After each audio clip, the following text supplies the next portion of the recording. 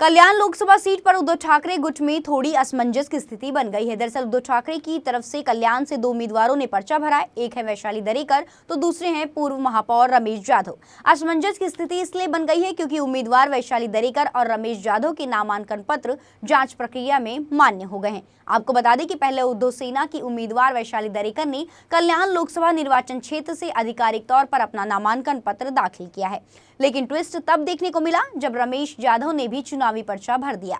नामांकन आवेदन जांच की प्रक्रिया में वैशाली दरेकर और रमेश यादव की उम्मीदवारी को मान्य कर दिया गया है। इस पर रमेश यादव ने कहा कि उन्हें पार्टी प्रमुख उद्धव ठाकरे का फोन आया था, उनके आदेश अनुसार नामांकन पत्र दाखिल किया है। प्रस्तुत आवेदन को जांच प्रक्रिया के बाद मान्य कर दिया गया है। हालांकि वैशाली दरेकर को एबी फॉर्म दे दिया गया है। इस पर फैसला पार्टी प्रमुख लेंगे और यादव ने स्टैंड ले लिया है कि वह चुनाव लड़ने के लिए तैयार हैं। रमेश यादव की भूमिका के बाद ठाकरे समूह की उम्मीदवार वैशाली दरेकर ने कहा कि मुझे नहीं पता कि रमेश यादव से क्या कहा गया, लेकिन मैं आधिकारिक उम्मीदवार हूं। मेरे पास एबी फॉर्म है, इसलिए आधिकारिक उम्मीदवार वैशाली दरेकर यानी मैं रहूंगी।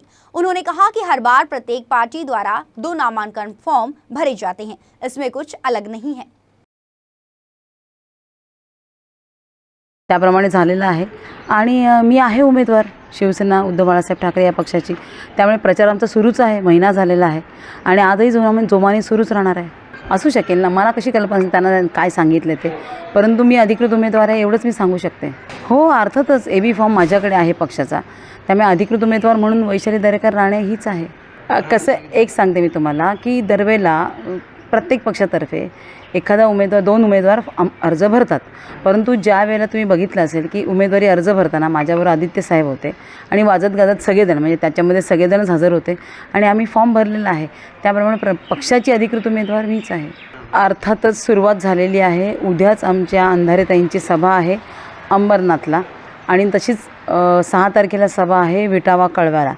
त्यामुळे सभांची हे मांडणी झालेली आहे, रॅलीची मांडणी झाली आहे। तुम्हाला आता कळतील उत्तरोत्तर की कशी प्रचाराची एक धुरा सांभाळली जाईल आमच्या सगळ्या पदाधिकाऱ्यांकडनं आणि म्हणजे महाविकास आघाडीच्या पदाधिकाऱ्यांकडनं आणि जोरात आमचा प्रचार सुरू झालेला आहे। अतिशय उत्कृष्टपणे कल्याण डोंबिवलीमध्ये काम चालू आहे आणि मतदारांचा एक विचार आहे की यावेळेला त्यांना परिवर्तन हवं आहे आणि मतदार यावेळेला मशालीवरच मतदान करतील। उद्धवजी साहेबांनी सकाळी मला फोन करून दूरध्वनीवरून सांगितलं होतं का आपण शिवसेना उद्धव बाळासाहेब ठाकरे या पक्षाचा फॉर्म तुम्ही भरा आणि त्यांच्या सूचनेनुसार त्यांच्या आदेशानुसार तो फॉर्म मी काल भरला।